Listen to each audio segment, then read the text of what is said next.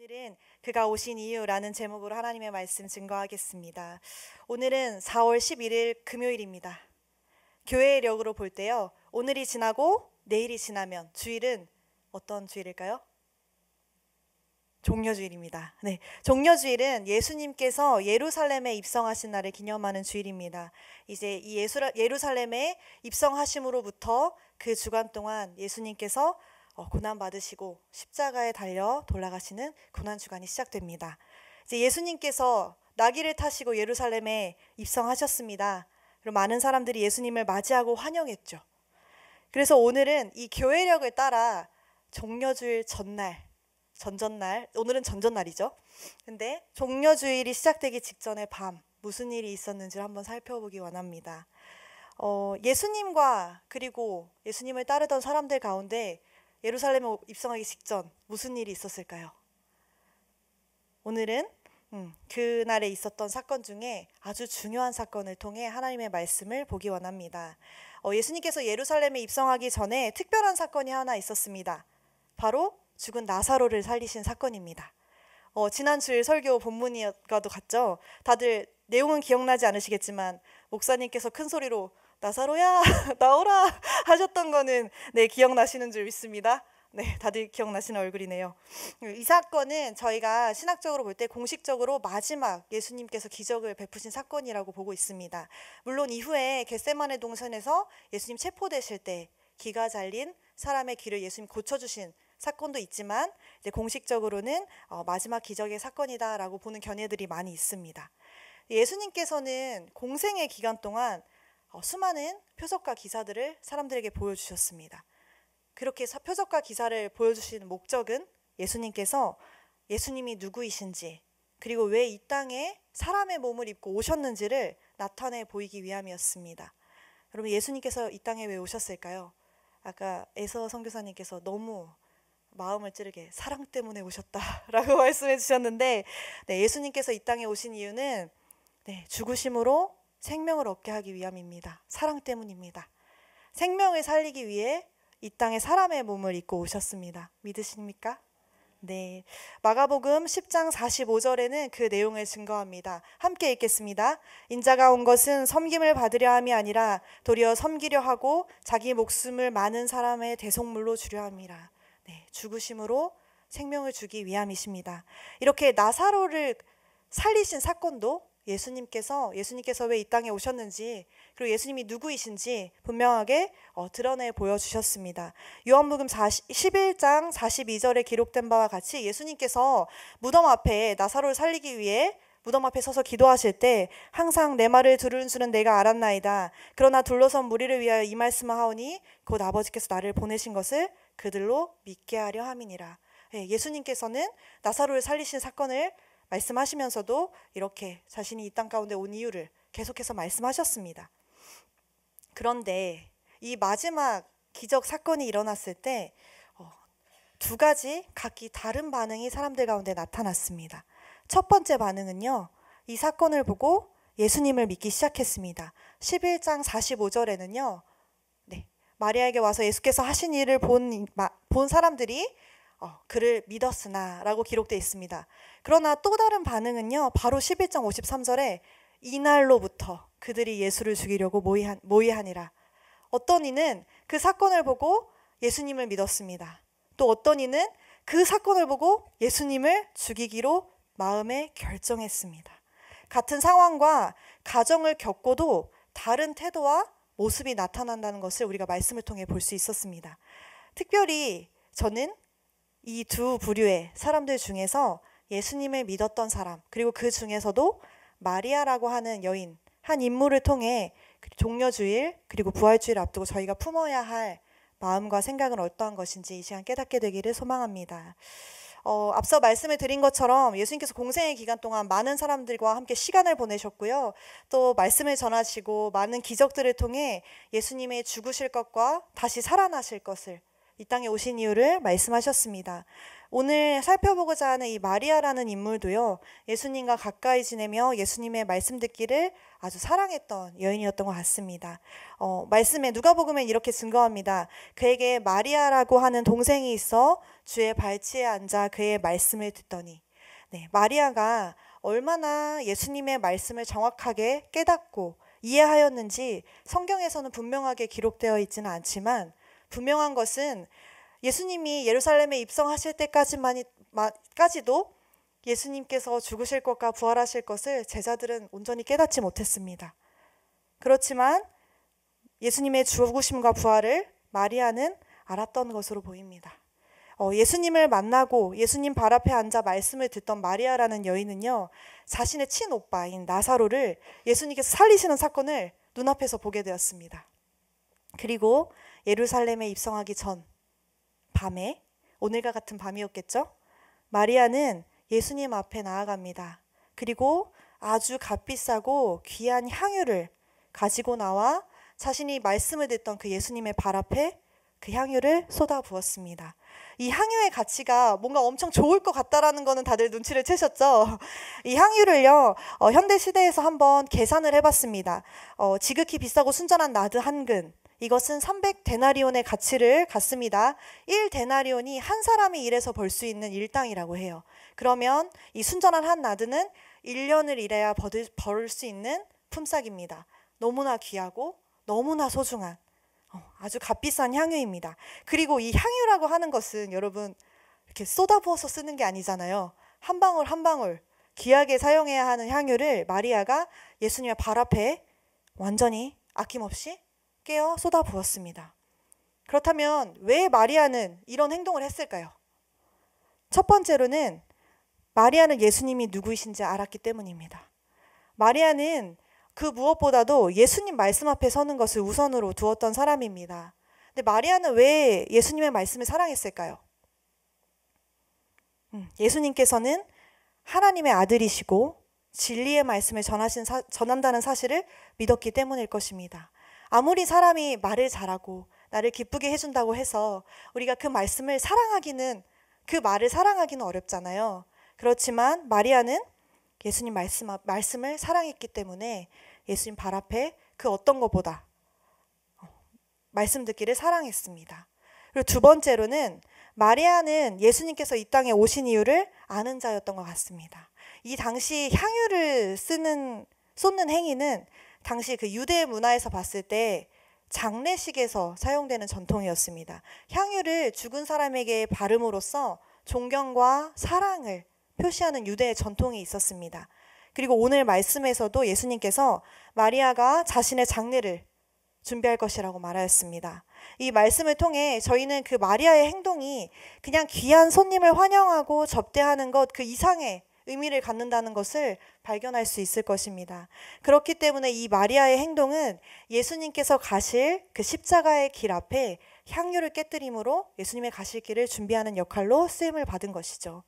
그런데 반면에 예수님이 누구인지, 예수님이 이 땅에 왜 오셨는지를 정확하게 이해하지 못했던 사람들은 예수님을 죽이려고 모의하거나 이러한 마리아의 행동을 비합리적이다, 비효율적이다 라는 등의 표현을 품고 비난합니다. 예수님의 죽음을 앞두신 오늘 밤, 예수님이 다시 죽는 건 아닙니다. 그렇지만 오늘 밤 저와 여러분은 어떠한가요? 저는 여러분들에게 오늘 이 밤 두 가지 질문을 드리고 싶습니다. 첫 번째, 여러분들은 예수님을 아는 자들이신가요? 두 번째, 여러분들은 예수님께서 이 땅 가운데 사람의 몸을 입고 오신 이유를 아는 자들이신가요? 아멘. 네, 전 저와 저희 사랑하는 성도님들께서 아는 자들이라고 믿습니다. 예수님은 하나님의 아들이십니다. 믿으시죠? 그리고 자신의 생명을 내어줌으로 저희에게 생명을 주신 분, 저희의 생명을 살려주신 분이십니다. 그 일을 위해 이 땅에 오셨습니다.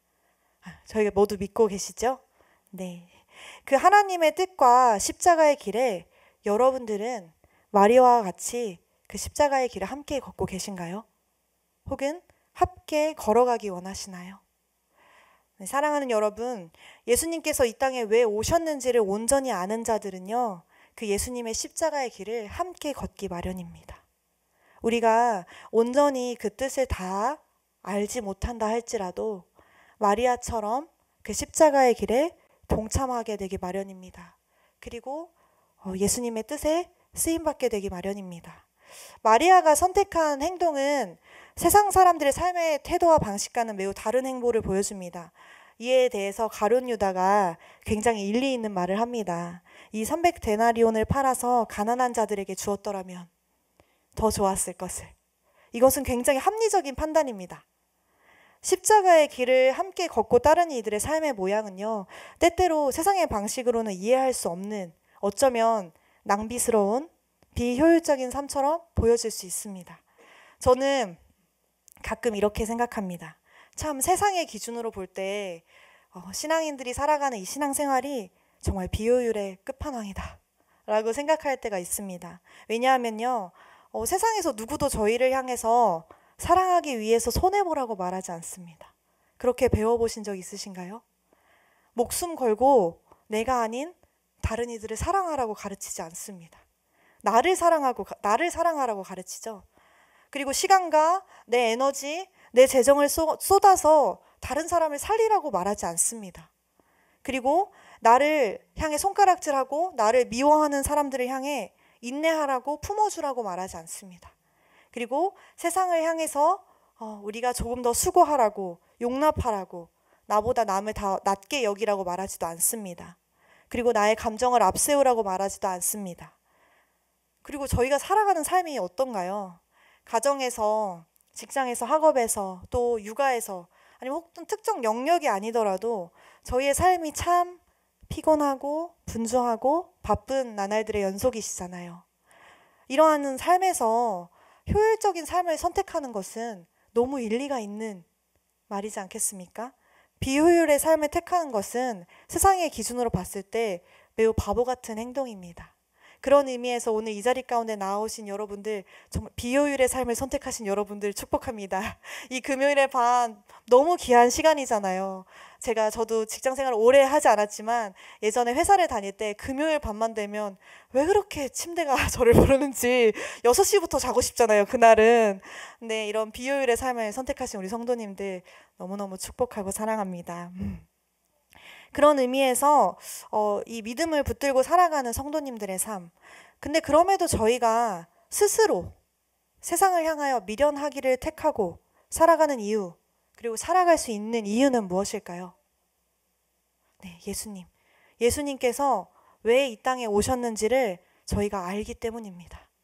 모르면 모를까 알아버렸잖아요. 예수님께서 이 땅에 왜 오셨는지를 아는 자들로서 저희가 그 비효율의 삶을 선택할 수밖에 없는 자들이 되었습니다. 그리고 이 땅에 오셔서 예수님께서 하신 일을, 그리고 앞으로 하실 일들을 아는 사람들이기 때문입니다. 죽음으로 생명을 얻게 하시기 위해 이 땅에 오신 예수 그리스도, 그분을 믿는 자들이기 때문입니다.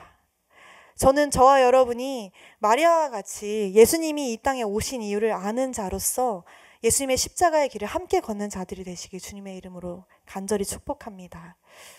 그렇다면 어떻게 이 땅을 향하신 하나님의 뜻과 목적에 함께하는 자로 저희가 살아갈 수 있을까요? 저희 마리아의 삶을 통해 한번 그것을 다시 발견하기 원합니다. 마리아는 도대체 어떻게, 제자들도, 예수님과 함께 동행했던 제자들도 온전히 깨닫지 못했던 그 하나님의 뜻을 마리아는 깨닫고 함께하는 자가 되었을까요? 그리고 이 성경에 여인이 이렇게 기록되는 은혜를 입었을까요? 어찌 보면 마리아라는 여인을 한번 생각해 봤으면 좋겠습니다. 이 당시 마리아는 여인이었어요. 베다니라고 하는 시골의 막내딸이었습니다. 그리고 교육을 제대로 받았을까요? 저는 그렇지 못했을 거라고 생각합니다. 힘이 있는 사람도 아니었을 거예요. 존중과 존경을 받지 못했을 인물이었을 것입니다. 그런데 예수님을 비난하던, 그리고 예수님을 비방하던 사람들은 어떤 사람들이었을까요? 대제사장들, 종교 지도자들이었습니다. 여러분, 누구보다 율법을 잘 아는 권위 있는 사람들이었습니다. 마리아의 입장에서 봤을 때 그 대제사장들과 종교 지도자들이 하는 말이 더 설득력이 있었을까요? 아니면 저기 나사렛이라고 하는 동네에서 태어난 저 목수의 아들이 하는 말이 더 설득력이 있었을까요? 세상의 기준으로 봤을 때는 종교 지도자들의 말을 듣는 게 맞지 않겠습니까? 그런데도 마리아는 진리의 말씀을 선포하시는 예수님을 따랐습니다. 듣기에 합리적이고 타당한 말을 하는 사람들을 따른 것이 아니라 진리의 말씀을 선포하시는 예수님의 말씀을 따랐습니다. 그 이유는 마리아가 예수님 발 앞에서 앉아 말씀을 듣던 자였기 때문입니다. 말씀에는 나사로에게는 두 명의 누이가 있었습니다. 마르다와 마리아입니다. 마르다라고 하는 이름하는 여자가 예수님을 자기 집으로 초대했어요. 귀한 손님이시죠. 그리고 그 마리아는 예수님이 집에 왔을 때 발치에 앉아서 그 말씀을 들었다고 합니다.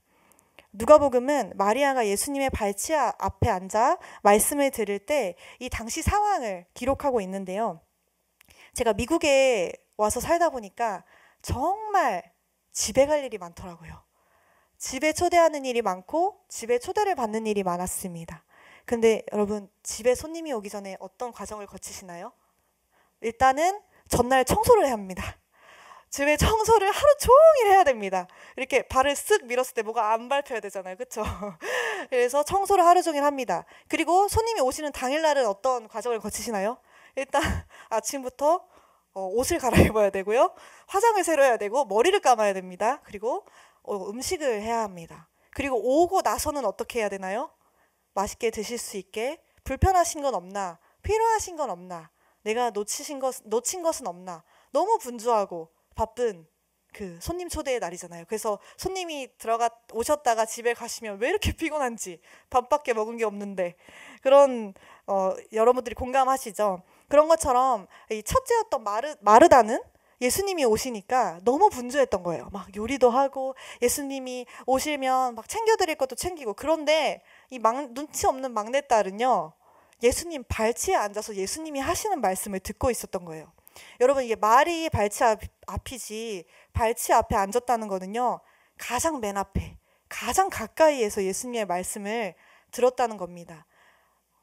그 표현을 발치 앞에 앉았다라고 표현을 한 것이죠. 네, 그렇게 마리아가 예수님의 말씀을 사랑했다라는 것을 성경에서 기록합니다. 사랑하는 여러분, 종려줄 전날 밤은 아니지만 전전날 밤인 오늘, 저는 저와 여러분이 예수님께서 이 땅에 오신 이유를 다시금 깊이 묵상하게 되시고, 또 예수님이 이 땅에 오신 이유를 아는 자들은 어떤 삶을 살아가는지 다시금 기억하며 고난주간과 부활주의를 맞이하게 되시길 진심으로 소망합니다. 우리가 예수님이 이 땅에 오신 이유를 아는 자들로서 오늘 이 밤에 예수님, 제가 예수님과 그 길을 함께 걷겠습니다. 세상의 말과 생각들을 뒤로하고 죽으심으로 생명을 얻게 하신 그 예수님의 길, 생명을 살리는 일에 제가 함께 걷겠습니다. 그리고 마리아와 같이 내가 가진 것, 귀한 것, 소중한 것을 하나님 앞에 쏟아붓는 그런 사람이 되기 원합니다. 이렇게 결단하신 저와 여러분 되시기 주님의 이름으로 축복합니다. 제가 이 말씀을 준비하면서요, 하나님께서 반복적으로 깨닫게 하시는 은혜가 있었습니다. 제가 이제 말씀을 붙들고 이제 기도하면서 오늘을 준비했는데요. 가장 감동이 되었던 부분은 예수님께서 인간의 몸으로 오셨을 때 예수님도 사람의 몸을 입고 오셨잖아요. 저희와 똑같이 그 십자가의 길, 십자가의 고통을 오롯이 저희와 같이 느끼셨을 텐데, 그 십자가의 길을 걸어가시기 전날 밤이잖아요. 이 향유를 깨트린 날 밤이요. 이 예루살렘에 들어가기 전, 어쩌면 함께 지냈던 제자들도 내 마음을 모르고, 저 종교 지도자라고 하는 이들도 내 마음을 모르고, 내가 그렇게 내가 죽을 것과 다시 살아날 것을 그렇게 오랜 시간 전하고 가르쳤음에도 온전히 내 뜻을 알지 못하는 제자들을 보면서 예수님이 참 가슴 아프셨을 것 같아요.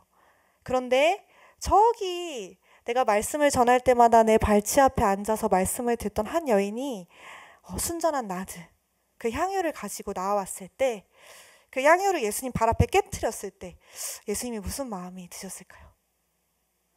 생각해 보신 적 있으신가요? 저는 그 예수님의 마음을 생각하고 참 많이 눈물을 흘렸습니다. 아, 내 마음을 아는 자가 있구나. 아, 이 십자가의 길을 함께 걷는 자가 있구나. 그런 마음의 감동이 있었습니다. 저는 저와 여러분이 그 마음을 함께 아는 자들로 예수님 발 앞에 향유를 깨트리는 그런 저와 여러분 되시기를 주님의 이름으로 축복합니다. 이 시간 찬양하기 원하는데요. 이 시간 함께 찬양하며 다 같이 기도하기 원합니다. 오늘 함께 부를 찬양은 그가 오신 이유라는 오늘 함께 찬양했던 찬양인데요. 주님, 저희가 주님께서 이 땅에 오신 이유를 온전히 깨닫기 원합니다. 저희가 저희의 삶이 너무나도 바쁘고 분주하잖아요. 주님, 참 피곤한 삶입니다. 저희의 삶이 예수님의 그 죽으신 이유와 목적을 날마다 기억하고 살아가기에 참 부족한 믿음을 가진 자들입니다. 그렇지만 주님께서 죽으심으로 생명을 주시기 위해 이 땅에 오신 거 저희가 믿습니다. 주님, 저희 그 이유를 아는 자들로 살아가기 원합니다 하는 마음으로 이 시간 찬양하심으로 함께 나아가겠습니다.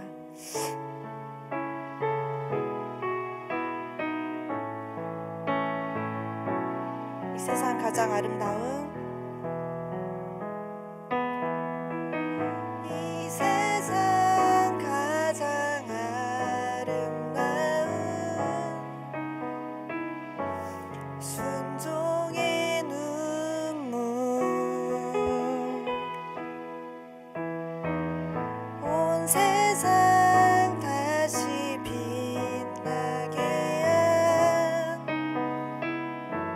생명의 눈물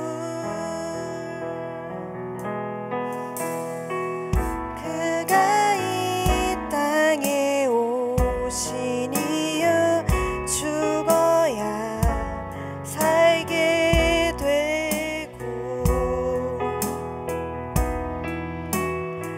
저야만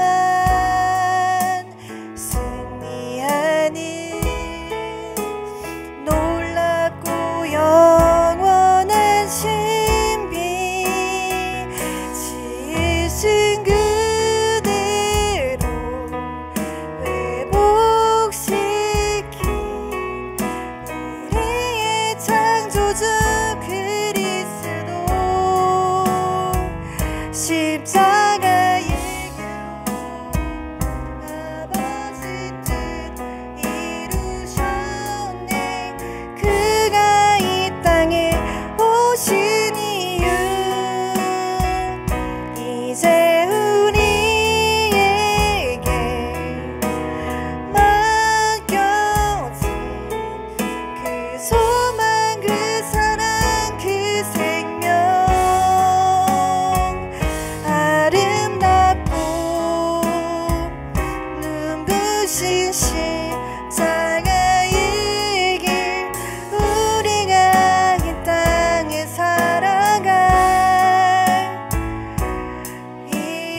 지으신 그대로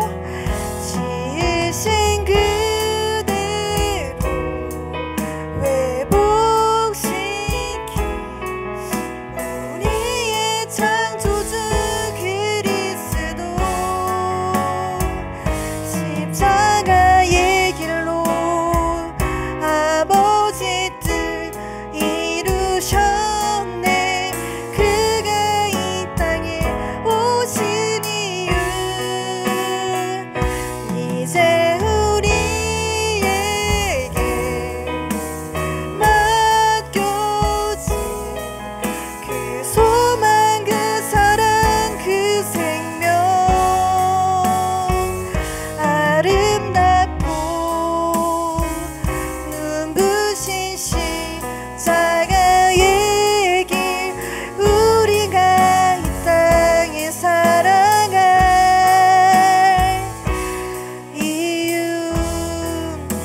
시간 함께 기도하실 때 하나님, 저에게 예수님께서 이 땅에 오신 이유를 마음 깊이 깨닫는 밤이 되게 하여 주시옵소서. 주님께서 죽으심으로 생명을 주시기 위해 이 땅에 오셨습니다. 주님, 저는 그 이유를 아는 자로 살아가기를 원합니다. 그 깊이와 그 사랑을 오늘 이 시간 깊이 깨닫게 해달라고, 깨닫게 되기 원한다고 간절한 마음으로 주님 앞에 기도하시며 나아가겠습니다. 기도하시겠습니다.